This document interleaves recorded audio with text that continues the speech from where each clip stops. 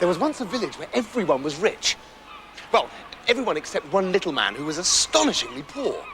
And all the rich people laughed at him and called him the stupid little peasant and threw bits of mud and rubbish at him because they didn't like poor people. Well, how horrid. And in fact, the village was called Horrid-on-Sea. The rich peasants had beautiful houses, fields full of cows as far as the eye could see, and they had £50 notes with jam on for breakfast. About 6 each. But the little peasant was so poor, he had to eat twigs with no jam. Yak. And when he and his wife had eaten all the twigs for miles around, they had to start eating the floor of their hut. These floorboards a bit chewy, said his wife. Makes a nice change, though. Well, the little peasant was sad to see his wife getting mouthfuls of splinters every night because he loved her very much. And so, one night, instead of eating his floorboard, he decided to make her a special present from it. And as she had always wanted to have some cows, he made the floorboard into a little calf. Well, it wasn't big enough to make into a cow. Oh, you! Oh, what a wonderful present, said his wife. It looks completely real. Hey, why don't we put it out to graze with all the other calves? And the next morning, when all the cows from the village were being driven out to the fields,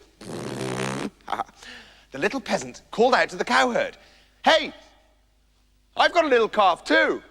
Take him along and be sure you look after him well."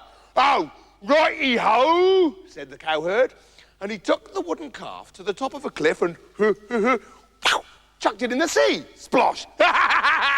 Serve him right for being a poor peasant. But the poor peasant saw him doing it and grabbed him by the nose and took him to the mayor. "He threw my only calf over the top of the cliff, your worship." "Well, it was an accident." "It wasn't an accident. If it was an accident, why did you shout Geronimo?" "Well, it's a speech impediment."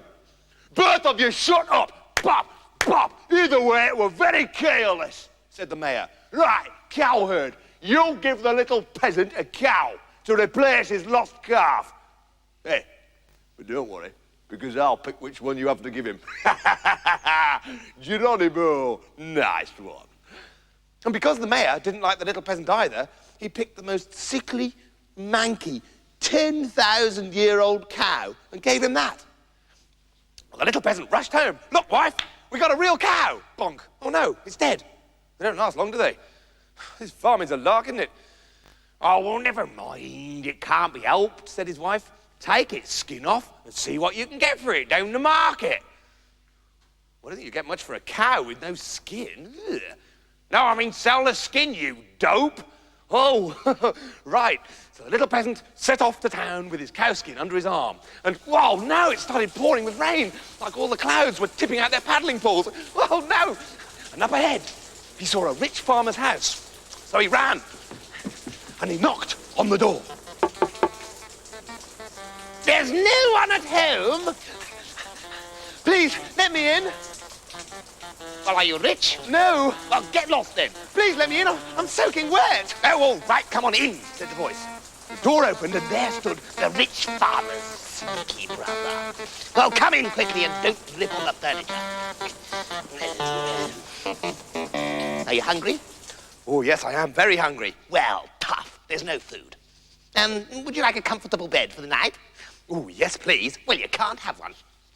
Lie down over there in that puddle and make sure you roll around a bit and soak up all the water. Save me getting the mop out." The little peasant lay down in the puddle and pretended to fall asleep. "Oh, good," the sneaky brother said. "The little stinking poor person is asleep." Then, out of the corner of his eye, the little peasant saw the sneaky brother go into the cupboard and bring out a huge roast turkey, a bucket of ice cream, a bag of sweets as big as my bottom, and a gallon of lemonade. And he just said there wasn't any food. He was a liar. And the sneaky brother started eating. Slurpily and burpily and so greedily he had 2 spoons in each hand.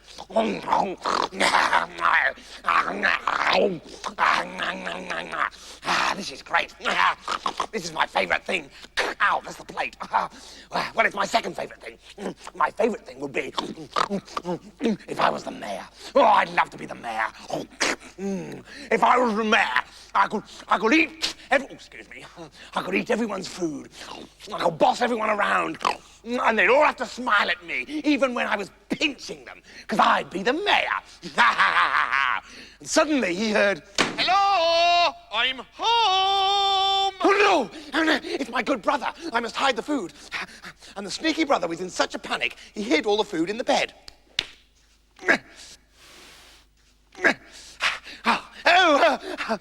Dear brother. Excuse me. Thank goodness you're back again. I was so worried. Well, the good farmer saw the peasant lying on the floor. "Well, who's that lying in the puddle?" "Oh,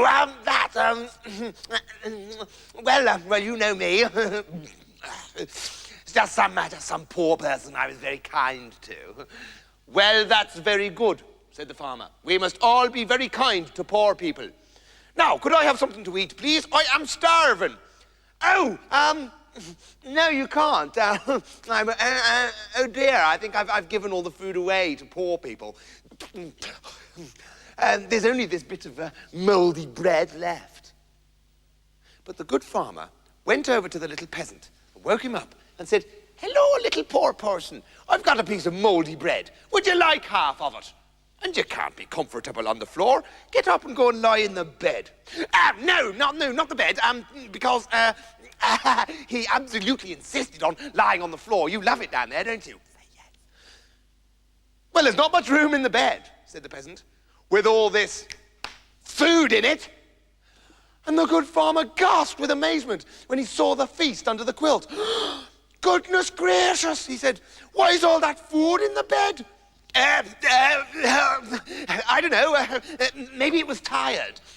And the sneaky brother had to sit at the table and share out his secret food with the other 2. "This is delicious," said the good farmer. "Well done, little peasant. Here's a present." And he lifted up a floorboard. "Oh, thank you, the wife and I'll enjoy that," said the little peasant, taking the floorboard. No, not that, you silly Billy," said the farmer. "Have all this money that I keep in the floor." And he gave him 300 pieces of gold. "Oh, thanks," said the little peasant, and ran all the way home to his wife. And straight away they spent all the money building a fantastic house with 70 bedrooms, a boating lake, 6 tennis courts, its own fun fair, and that was just in the kitchen. But all the rich peasants said, "Oh no, it's bigger than any of our houses. Oh no, we can't have that, no." And the little peasant was dragged before the mayor, who said, "Hey, yesterday you were poor. Now you have the biggest house in town. You must have stolen some money." "Oh no," said the little peasant. "You see, there was this farmer. Yeah, and you stole all his money. Don't you argue with me. I'm the mayor." "Who's the mayor?" "I'm the mayor. I'm the mayor because I'm so hard. Watch." Oh, see? Hard, right? Where's he gone? Oh, there he is. "And as for you, you're a thief. I sentence you to be put in a barrel full of holes and rolled into the sea to drown." So that's what the villagers did. And they rolled him right up to the top of a cliff that leant out over the sea. But just as they reached the edge of the cliff, the mayor said, "Hang on, time for lunch. Back in an hour, everyone." And as they were all very greedy, they forgot what they were doing and ran home for lunch. And as he sat in his barrel, through one of the little holes, the peasant saw the sneaky brother walking past with a huge herd of sheep that he'd just stolen from the good farmer, his own brother.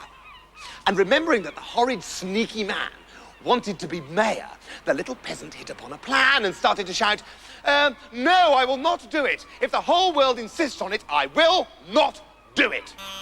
"Hey, what's the matter in there?" said the sneaky brother.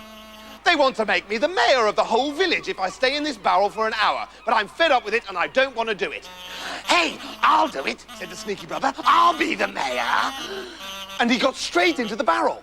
The little peasant shut the top down on him and went home to his wife, taking the big herd of sheep with him. The villagers came back to the barrel after lunch and rolled it straight into the sea. Glug, glug, glug, down it went, and they all went home, laughing. But when they got back, there, in the middle of the village, was the little peasant, looking quite happy, with a huge flock of sheep beside him. Hey, how did you get there? Weren't you in the sea? Oh, yes, said the peasant, and at the bottom of the sea there are hundreds of sheep. So I brought a few of them back with me. But this is unbelievable, said the villagers. This is fantastic. Let's all go and get some free sheep for ourselves. Me first, said the mayor. So the mayor and the whole village jumped over the edge of the cliff. Splash, splish, that was a thin one. Splosh, that was a fat one. Bonk, that was one who didn't jump far enough and hit the beach. And the whole village was drowned. Because they were horrible. Because, as we know, that's what happens at the bottom of the sea. So the little peasant was left in charge of everything. He wrote to all his cousins, who were even poorer than he was, and they came to live in the rich people's houses. He made the good farmer the mayor, and they changed the name of the village to Extremely Lovely on Sea.